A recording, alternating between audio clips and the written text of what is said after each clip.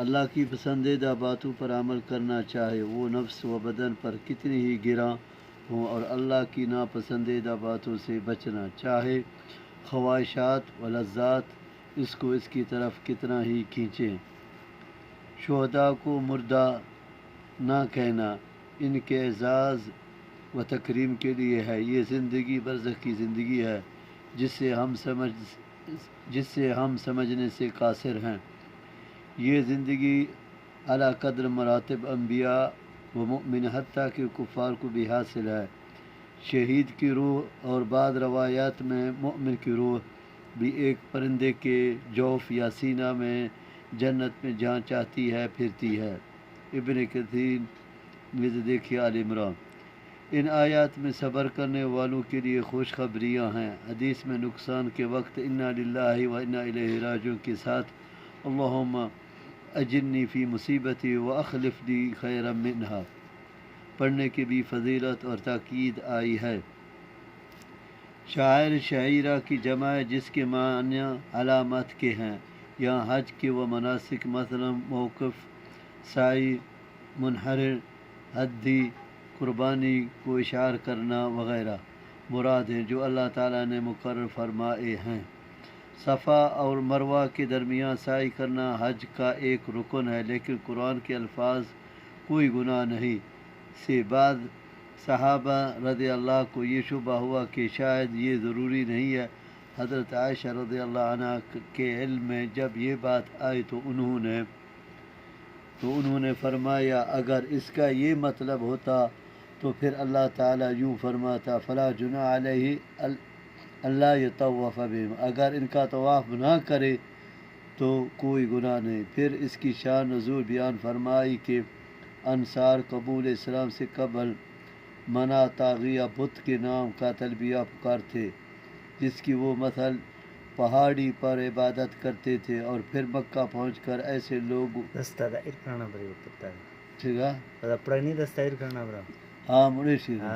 اور پھر مکہ پہنچ کر ایسے لوگ صفا مروہ کے درمیان سعی کو گناہ سمجھتے تھے۔ مسلمان ہونے کے بعد انہوں نے رسول اللہ صلی اللہ علیہ وسلم سے پوچھا تو یہ آیت نازل ہوئی جس میں کہا گیا کہ صفا مروہ کے درمیان سعی گناہ نہیں۔ بعض حضرات نے اس کا پس منظر اس طرح بیان فرمایا ہے کہ جاہلیت میں مشرکوں نے صفا پہاڑی پر ایک بت اساف اور مروہ پہاڑی پر نائلہ بت رکھا ہوا تھا جنہیں وہ سعی کے دوران بوسہ دیتے یا چھوتے۔ جب لوگ مسلمان ہوئے تو ان کے ذہن میں آیا کہ صفا مروہ کے درمیان سعی تو شاید گناہ ہوں، کیونکہ اسلام سے قبل دو بتوں کی وجہ سے سعی کرتے رہے تھے۔ اللہ تعالیٰ نے اس آیت میں ان کے اس وہم اور غلش کو دور فرما دیا۔ اب یہ سعی ضروری ہے جس کا آغاز صفا سے اور خاتمہ مروہ پر ہوتا ہے۔ اللہ تعالیٰ نے جو باتیں اپنی کتاب میں نازل فرمائی ہیں انہیں چھپانا اتنا بڑا جرم ہے کہ اللہ کے علاوہ دیگر لعنت کرنے والے بھی اس پر لعنت کرتے ہیں۔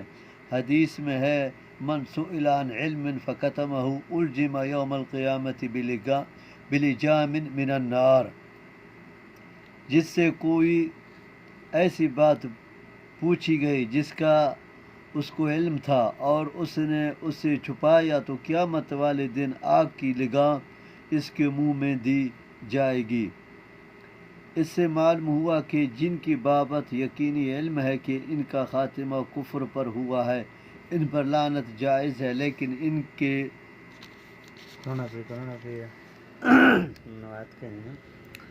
ان الذين يكتمون ما انزلنا من البينات والهدى من بعد ما بيناه للناس في الكتاب اولئك يلعنهم الله ويلعنهم اللاعنون الا الذين تابوا واصلحوا وبينوا فاولئك اتوب عليهم وانا التواب الرحيم ان الذين كفروا وماتوا وهم كفار اولئك عليهم لعنة الله والملائكة والناس اجمعين۔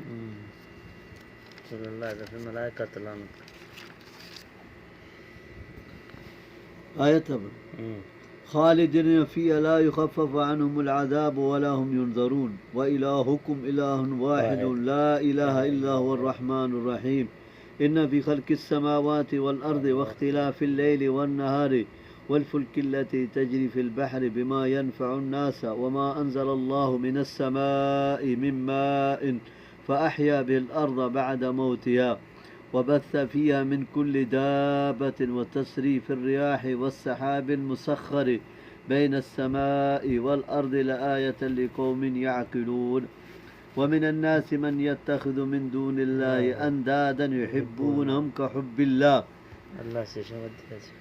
والذين آمنوا أشد حبا لله ولو يرى الذين ظلموا إذ يرون العذاب أن القوة لله جميعا وأن الله شديد العذاب إذ تبرأ الذين اتبعوا من الذين اتبعوا ورأوا العذاب وتقطعت بهم الأسباب.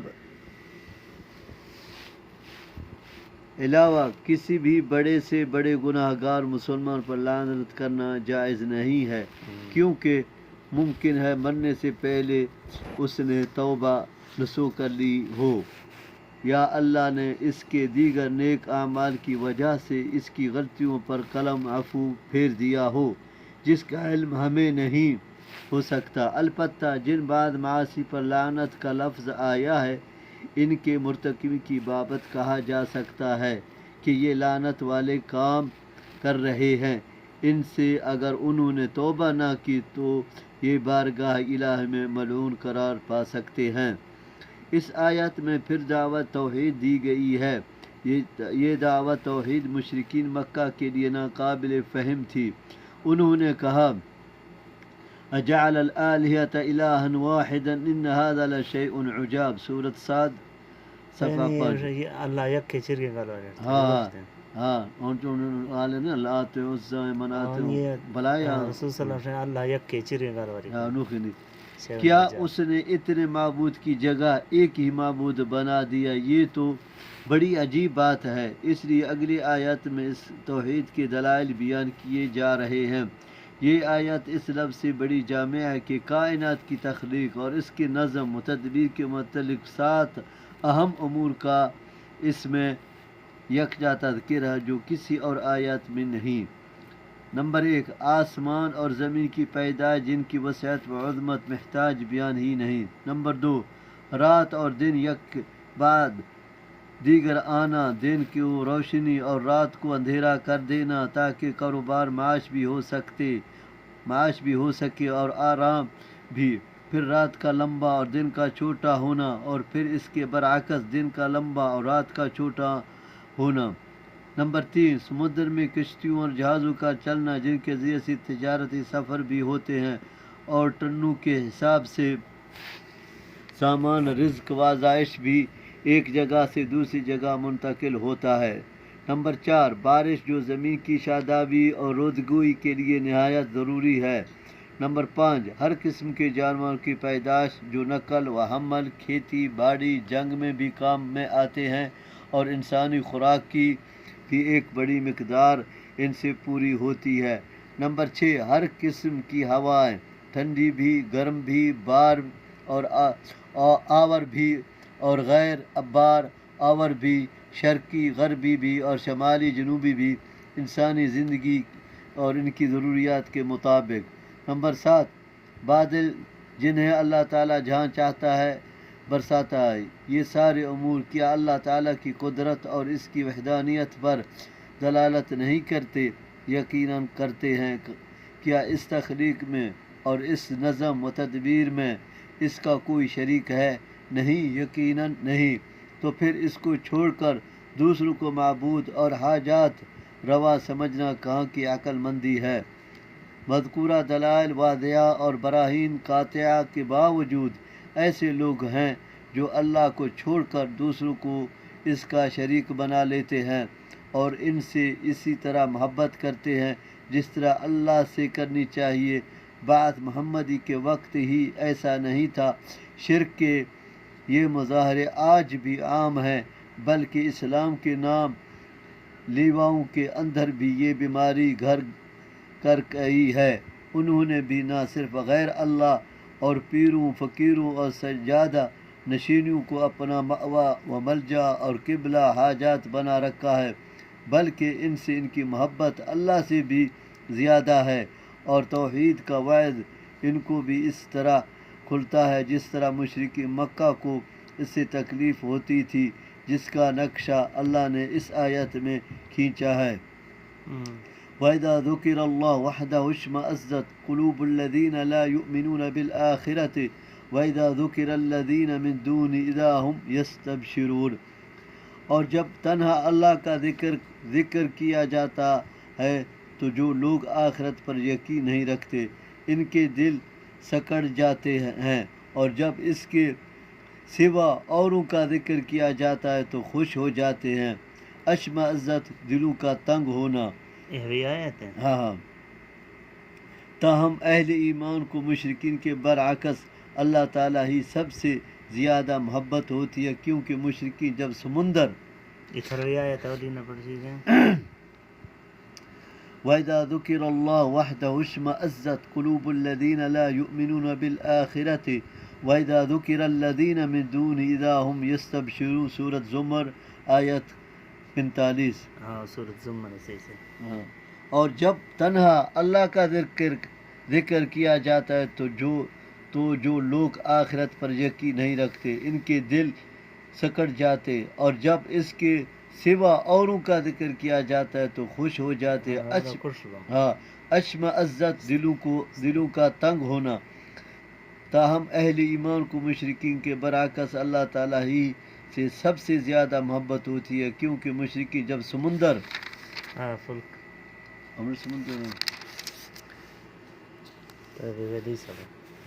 وغیرہ میں پھنس جاتے ہیں تو وہاں انہیں اپنے معبود بھول جاتے ہیں اور وہاں صرف اللہ تعالیٰ ہی کا پکارتے ہیں۔ فَإِذَا رَكِبُوا فِي الْفُلْكِ دَعَوُا اللَّهَ مُخْلِصِينَ لَهُ الدِّينَ۔ سورۃ عنکبوت آیت 65۔ وَإِذَا غَشِيَهُم مَوْجٌ كَالظُّلِّ دَعَوُا اللَّهَ مُخْلِصِينَ لَهُ الدِّينَ۔ وَظَنُّوا أَنَّهُمْ أُحِيطَ بِهِمْ دَعَوُا اللَّهَ مُخْلِصِينَ لَهُ الدِّينَ۔ سورۃ یونس آیت 24۔ سورۃ لقمان آیت 32۔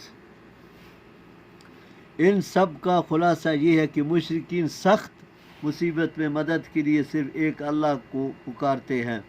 آخرت میں پیروں اور گدی نشینوں کو بے بسی اور بے وفائی پر مشرکین حسرت کریں گے، لیکن وہاں اس حسرت کا کوئی فائدہ نہیں ہوگا۔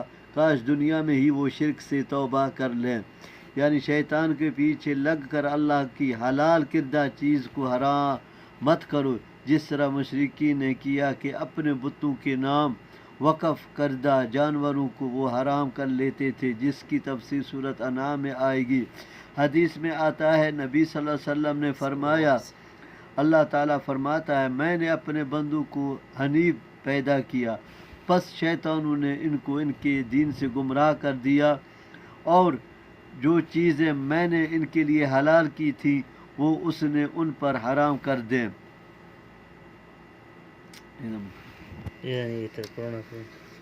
آیت وقال الذین اتبعوا لو ان لنا کرة فنتبرأ منهم كما تبرأوا منا كذلك يريهم الله اعمالهم حسرات عليهم وما هم بخارجين من النار يا أيها الناس كلوا مما في الأرض حلالا طيبا ولا تتبعوا خطوات الشيطان إنه لكم عدو مبين إنما يأمركم بالسوء والفحشاء وأن تقولوا على الله ما لا تعلمون وإذا قيل لهم اتبعوا ما أنزل الله قالوا بل نتبع ما ألفينا عليه آباءنا أولو كان آباؤهم لا يعقلون شيئا ولا يهتدون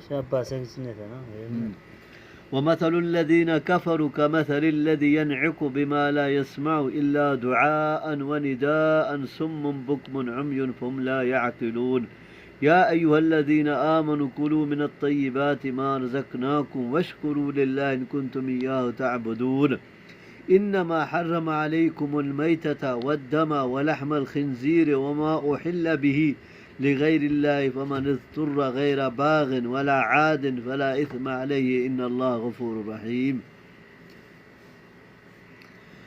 آج بھی اہل بدعات کو سمجھایا جائے کہ ان بدعات کی دین میں کوئی اصل نہیں تو وہ یہی جواب دیتے ہیں کہ یہ رسمیں تو ہمارے آبا و اجداد سے چل آ رہی ہیں، حالانہ کہ آبا و اجداد بھی دینی بصیرت سے بے بہرا اور ہدایت سے محروم رہ سکتے ہیں۔ اس لیے دلائل شریعت کے مقابلے میں آبا پرستی یا اپنے ائمہ و علماء کی اتباع غلط ہے۔ اللہ تعالیٰ مسلمانوں کو اس دلدل سے نکال لے۔ ان کافروں کی مثال جنہوں نے تقلید آبا میں اپنی عقل و فہم کو معطل کر رکھا ہے، ان جانوروں کی طرح ہے جن کو چروا بلاتا اور پکارتا ہے۔ وہ جانور آواز تو سنتے ہیں لیکن یہ نہیں سمجھتے کہ انہیں کیوں بلایا اور پکارا جا رہا ہے۔ اسی طرح یہ مقلدین بھی بہرے ہیں کہ حق کی آواز نہیں سنتے، گونگے ہیں کہ حق ان کی زبان سے نہیں نکلتا، اندھے ہیں کہ حق کے دیکھنے سے عاجز ہیں، اور بے عقل ہیں کہ دعوت حق اور دعوت توحید و سنت کے سمجھنے سے قاصر ہیں۔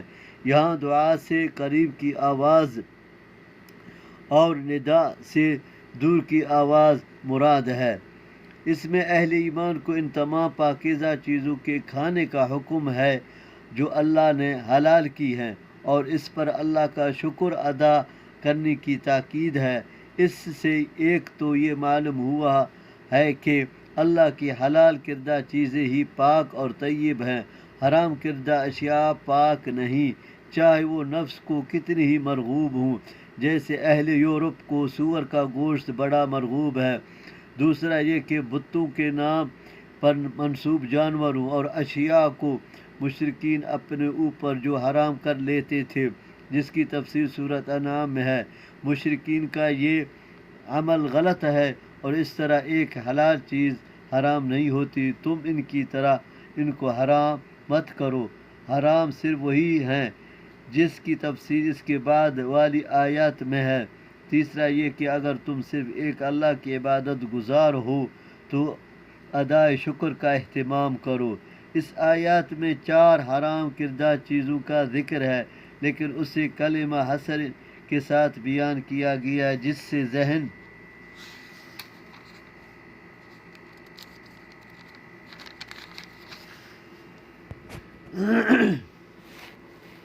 میں یہ شبہ پیدا ہوتا ہے کہ حرام صرف یہی 4 چیزیں ہیں، جبکہ ان کے علاوہ بھی کئی چیز حرام ہیں۔ اس لیے اول تو یہ سمجھ لینا چاہیے کہ یہ حصر ایک خاص سیاق میں آیا ہے، یعنی مشرکین کے اس فعل کے ضمن میں کہ وہ حلال جانوروں کو بھی حرام قرار دے لیتے تھے۔ اللہ تعالیٰ نے فرمایا کہ وہ حرام نہیں، حرام تو صرف یہ ہیں۔ اس لیے یہ حصر اضافی ہے، یعنی اس کے علاوہ بھی دیگر محرمات ہیں جو یہاں مذکور نہیں۔ دوسری حدیث میں 2 اصول جانوروں کی حلت و حرمت کے لیے بیان کر دیے گئے ہیں، وہ آیت کی صحیح تفسیر کے طور پر سامنے رہنے چاہیں۔ درندوں میں ذو ناب، وہ درندہ جو کچلیوں سے شکار کرے، اور پرندوں میں ذو مخلب، چونپنے سے شکار کرے، حرام ہے۔ تیسرے جن جانوروں کی حرمت حدیث سے ثابت ہے، مثلا گدھا، کتا وغیرہ بھی حرام ہے، جس سے اس بات کی طرف اشارہ نکلتا ہے کہ حدیث بھی قرآن کریم کی طرح دین کا ماخذ اور دین میں حجت ہے، اور دین دونوں کے ماننے سے مکمل ہوتا ہے، نہ کہ حدیث کو نظر انداز کر کے صرف قرآن سے مردہ سے مراد ہر وہ حلال جانور ہے جو بغیر ذبح کیے طبی طور پر یا کسی حادثے سے جس کی تفصیل المائدہ میں مر گیا ہو یا شرعی طریقے کے خلاف اسے ذبح کیا گیا ہو، مثلا گلا گھونٹ دیا جائے یا پتھر یا لکڑی وغیرہ سے مارا جائے، جس طرح آج کل مشینی ذبح کا طریقہ ہے جس میں جھٹکے سے مارا جاتا ہے۔ البتہ حدیث میں 2 مراد جانوروں حلال قرار دیے گئے ہیں، ایک مچھلی، دوسری ڈنڈی، وہ اس حکم میتہ سے مستثنی ہیں۔ خون سے مراد دم مسفوح ہے، یعنی ذبح کے وقت جو خون نکلتا اور بہتا ہے گوشت کے ساتھ جو خون لگا رہ جاتا ہے وہ حلال ہے۔ یہاں بھی دو خون حدیث کی رو سے حلال ہیں۔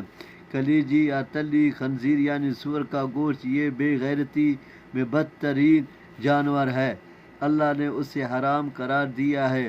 وما احلا وہ جانور یا کوئی اور چیز جس سے غیر اللہ کے نام پر پکارا جائے، اس سے مراد وہ جانور ہیں جو غیر اللہ کے نام پر ذبح کیے جائیں، جیسے مشرکین عرب لات و عزا وغیرہ کے ناموں پر ذبح کرتے تھے، یا آگ کے نام پر جیسے مجوسی کرتے تھے، اور اسی میں وہ جانور بھی آ جاتے ہیں جو جاہل مسلمان فوت شدہ بزرگوں کی عقیدت و محبت، ان کی خوشنودی و تقرب حاصل کرنے کے لیے یا ان سے ڈرتے اور امیدیں رکھتے ہوئے قبروں اور آستانوں پر ذبح کرتے ہیں، یا مجاورین کو بزرگوں کی نیاز کے نام پر دیتے آتے ہیں، جیسے بہت سے بزرگوں کی قبروں پر برج لگے ہوئے ہیں، مثلا دادا صاحب کی نیاز کے لیے بکرے یہاں جمع کرائے جائیں۔ ان جانوروں کو چاہے ذبح کے وقت اللہ ہی کا نام لے کر ذبح کیا جائے، یہ حرام ہی ہوں گے، کیونکہ اس سے مقصود رضا الہی نہیں، رضا اہل قبور اور تعظیم لغیر اللہ، یا خوف یا رجا من غیر اللہ سے ما فوق الاسباب طریقے سے ڈرا یا امید ہے، جو شرک ہے۔ اسی طریقے سے جانوروں کے علاوہ جو اشیاء بھی غیر اللہ کے نام پر نظر نیاز اور چڑھاوے کی ہوں گی، حرام ہوں گی، جیسے قبروں پر لے جا کر یا وہاں سے خرید کر قبور کے ارد گرد فقراء و مساکین پر دیگوں لنگروں کی یا مٹھائی اور پیسوں وغیرہ کی تقسیم، یا وہاں صندوقی جی میں نظر نیاز کے پیسے ڈالنا یا عرس کے موقع پر وہاں دودھ پہنچانا، یہ سب کام حرام اور ناجائز ہیں، کیونکہ یہ سب غیر اللہ کی نظر و نیاز کی صورت ہیں۔ اور نظر بھی نماز روزہ وغیر عبادت کی طرح ایک عبادت ہے، اور عبادت کی ہر قسم صرف ایک اللہ کے لیے مخصوص ہے، اس لیے حدیث میں ہے ملعون من ذبح لغیر اللہ، عربی حدیث، جس نے غیر اللہ کے نام پر جانور ذبح کیا وہ ملعون ہے، آدمی ملعون ہے۔ تفسیر عزیز میں حوالہ تفسیر نشپوری ہے، اجمع العلماء لو ان مسلما ذبح ذبیحة يريد بذبحها التقرب الى غیر اللہ صار مرتدا وذبیحة المرتد۔ علماء کا اس بات پر اجماع ہے کہ اگر کسی مسلمان نے کوئی جانور غیر اللہ کا تقرب حاصل کرنے کی نیت سے ذبح کیا تو وہ مرتد ہو جائے گا، اور اس کا ذبیحہ ایک مرتد کا ذبیحہ ہوگا۔ یہ آیت قبلے کے مضمن میں ہی نازل ہوئی۔ ایک تو یہودی اپنے قبلے کو جو بیت المقدس کا مغربی حصہ ہے، اور نصارہ اپنے قبلے کی جو بیت المقدس کا مشرقی حصہ ہے بڑی اہمیت دے رہے تھے اور اس پر فخر کر رہے تھے۔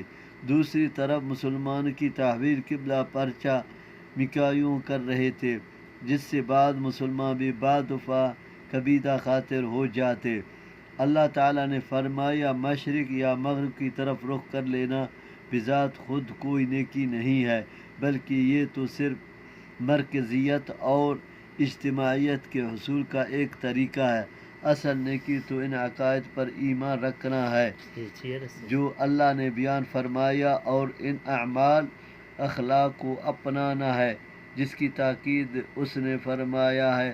پھر آگے ان عقائد و اعمال کا بیان ہے۔ اللہ پر ایمان یہ کہ اس سے یہ آیت